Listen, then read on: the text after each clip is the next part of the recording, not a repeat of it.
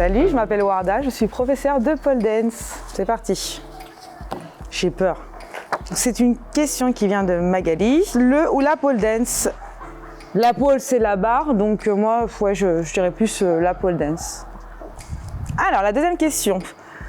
Raphaël, à quel âge as-tu commencé la pole dance? Ça aussi, c'est une très bonne question. J'ai commencé la pole dance assez tard. J'ai commencé la pole dance, j'avais 29 ans. J'étais en boîte avec une amie et il y avait une barre de pole dance et donc on s'amusait à danser.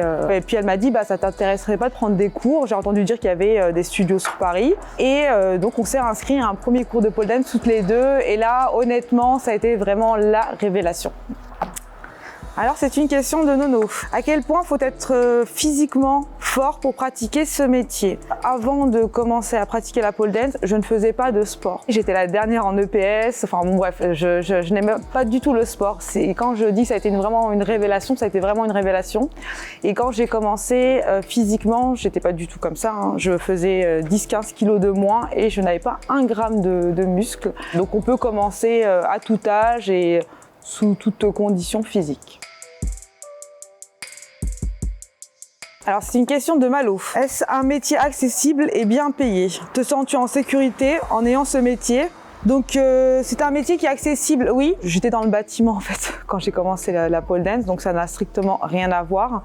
J'ai pratiqué pendant à peu près 1 an et demi et là je me suis dit, j'ai eu un déclic, j'ai dit c'est ça que je veux faire. Voilà, je veux enseigner, donc je vais me donner les moyens de pouvoir y arriver. Ça n'a pas été toujours facile, mais j'y suis arrivée. Donc effectivement, c'est vraiment un métier qui est accessible à tout le monde, il faut juste le vouloir. Est-ce qu'on est bien payé? Ça dépend des studios. Moi, je dirais qu'on est quand même bien payé. Et les tarifs peuvent varier aussi selon le palmarès. En général, c'est entre 30 et 40 € de l'heure, sachant qu'un cours de pole dance dure 1 heure et demie. Tu te sens en sécurité en ayant ce métier? Pervers, harcèlement? Alors, il faut savoir qu'on pratique dans des studios, c'est des studios qui sont fermés. Moi, j'ai jamais eu de soucis. Ou à l'époque, c'est vraiment quand on avait commencé dans le 13e, une ou deux fois les gamins s'amusaient à ouvrir la porte, puis jeter des petits trucs, mais enfin bon, vraiment rien de bien méchant. Après, peut-être sur les réseaux, effectivement, quand on expose, quand on fait des vidéos et qu'on les met sur les réseaux, on peut avoir parfois, oui, des petites remarques désobligeantes, mais franchement, ça va. C'est une question de Théo. Quels sont tes objectifs dans le métier? Devenir meilleur dans ton domaine ou quoi? Alors, les objectifs, ils ont évolué en même temps que moi j'ai évolué dans ma carrière. Le but, entre guillemets, c'est de pouvoir ouvrir son propre studio et d'enseigner comme nous, on a envie d'enseigner. Moi, personnellement, mon but, ça serait vraiment d'exporter la pole dance au Maroc. Voilà, je suis originaire du Maroc. J'organise aussi ce qu'on appelle des pole camps. Voilà, j'en organise plusieurs dans l'année. Et en fait, c'est comme des bootcamps, c'est des stages intensifs de pole dance qui sont organisés au Maroc. Vous payez un stage clé en main avec l'hébergement, les cours, etc. Et j'en organise plusieurs fois dans l'année. Question de Riri. Est-ce que tu trouves ça normal que ce sport soit toujours sexualisé? Ou pour toi, c'est un sport à part entière, comme le foot, le tennis par exemple? Non, je trouve pas ça normal, mais en même temps, je peux le comprendre. Il faut pas oublier que la pole dance, ça vient quand même à la base du striptease. C'est né comme ça, donc pourquoi le renier? Quand on me pose la question, qu'on fait des sous-entendus, j'aime prendre le temps de répondre. Je me dis que c'est encore un peu normal que certaines personnes aient des préjugés. J'ai l'impression que vraiment les gens maintenant ont bien compris que c'était vraiment un sport à part entière et que c'était pas que du striptease ou se dandiner autour d'une barre. Donc non, je suis positive là-dessus. Question de Magali. Le film de Jennifer Lopez, un hommage ou une parodie? Non, je dirais pas que c'est une parodie. Après, hommage, je dirais pas non plus. Non, c'est pas une parodie parce que justement, de mémoire, moi je l'ai vu le film, je crois que de mémoire, ça se passait dans les années 90, je crois, où c'était vraiment le début de la pole dance, si je dis pas de bêtises. À la base, c'était dans les clubs de striptease qu'on exerçait, je vais pas dire la pole dance, mais que les filles faisaient du lap dance plutôt. Donc parodie, non. Hommage, non plus. Par contre, ce que je trouve vachement bien, c'est que moi je la suis sur Instagram et c'est drôle parce qu'elle a quand même dit dans sa légende que c'était la chose la plus difficile qu'elle ait eu à faire de sa carrière. Alors, c'est une question de Elisa. Homme pole dancer, c'est courant. Mais oui, c'est très courant. Si vous saviez. Déjà, alors moi, je travaille chez Pole & Dance à Paris.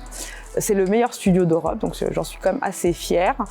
Et il faut savoir que dans notre équipe, on a à peu près 11 professeurs. Et dans nos 11 professeurs, il y a 1, 2, 3, 4...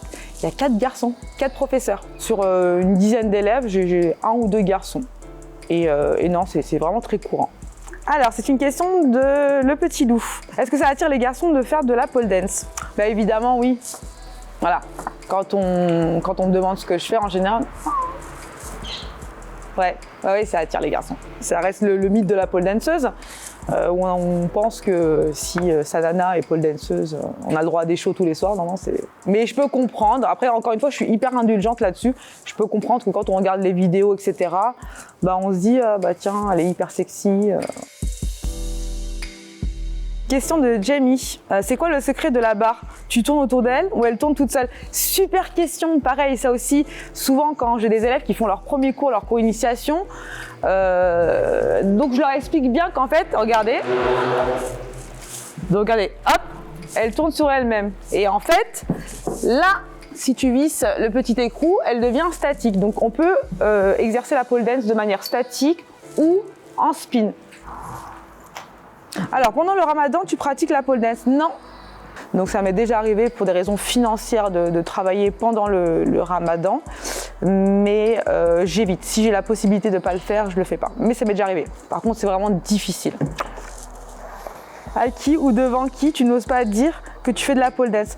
Alors, je le dis. Quand on me pose la question, qu'est-ce que je fais dans la vie? Je dis que je suis professeur de pole dance. Je n'ai vraiment aucune honte, aucune crainte. Pourtant, je suis d'origine marocaine et algérienne. Et au départ, quand je disais que je faisais de la pole dance, en tant qu'amateur, avant d'enseigner, on me dit, ah oui, c'était quand même il y a 6 ans, 7 ans. Et puis ma mère, pareil, elle me disait, qu'est-ce que c'est que ce sport? Alors tout de suite, je lui ai montré une vidéo. Puis alors, plus c'est devenue la plus grande des fans. Du coup, maintenant, elle le montre à toutes ses copines. Elle envoie, tu m'envoies ta vidéo, je vais l'envoyer à ma copine, etc. Donc non, franchement, aucun souci là-dessus. Alors, question de Magali. La pire réflexion qu'on t'ait faite quand tu as dit que tu faisais de la pole dance. Tu fais du striptease? Non, non, c'est pas ça. Je fais pas de striptease, je me mets pas toute nue. Non, je pratique la pole dance, j'enseigne la pole dance, mais non. Et je t'invite à venir essayer.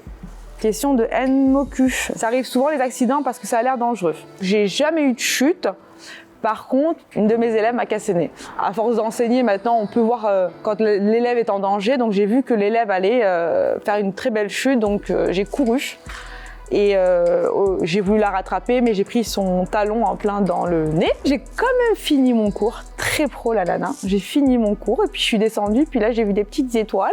Et c'était fracture, déviation et renfoncement de la cloison nasale, donc j'ai été opérée d'urgence, voilà. Ta pire expérience en tant que prof, peux-tu nous la raconter? Oui, je peux vous la raconter et il n'y en a pas beaucoup franchement parce que les gens sont toujours très bienveillants, nos élèves sont toujours très bienveillants. J'ai jamais eu de remarques déplacées sauf une fois. C'était un cours initiation, donc le cours initiation c'est le premier cours qu'on fait, justement ça porte bien son nom, c'est une initiation. Et là j'ai eu un homme, donc jusqu'à là, pas de souci, hein, c'est normal. Et puis à un moment donné, donc je monte sur ma pole, sur ma barre pour exécuter ma figure. Je monte, etc. Donc les élèves sont toujours un peu émerveillés, voilà, surtout quand c'est des initiations. Et là je descends et ils me lâchent dans un silence. Mais qu'est-ce que tu es sexy? Et là honnêtement, si j'avais pu creuser un petit trou et m'y enfoncer, alors que normalement c'est pas moi qui aurais dû me sentir gênée, mais je me suis sentie hyper gênée. Voilà. Et puis j'ai rien dit sur le coup, j'ai attendu la fin du cours et j'ai été le voir en lui disant que s'il comptait s'inscrire et continuer à prendre des cours, que ce genre de réflexion, il faudrait éviter de le faire à l'avenir et surtout devant tout le monde, quoi. Nouvelle question de Miss Keiko. Un conseil pour une débutante, lancez-vous. N'ayez pas peur, lancez-vous vraiment. Si ça peut vous rassurer de choper un copain ou une copine et de vous accompagner, faites-le. Pas de crainte, allez-y, on a tous commencé en débutant. L'interview est finie, en tout cas c'était super cool, j'ai trouvé vraiment les questions hyper pertinentes, bienveillantes, donc bravo à ceux qui ont osé poser les questions. Merci aussi à Cru de m'avoir donné la possibilité de m'exprimer sur mon métier. Si vous voulez me retrouver moi, je suis chez Pole & Dance, donc on a un studio dans le 10e et dans le 13e arrondissement. Voilà, en tout cas merci de m'avoir posé toutes ces questions, j'ai été ravie d'y répondre. Et à bientôt peut-être.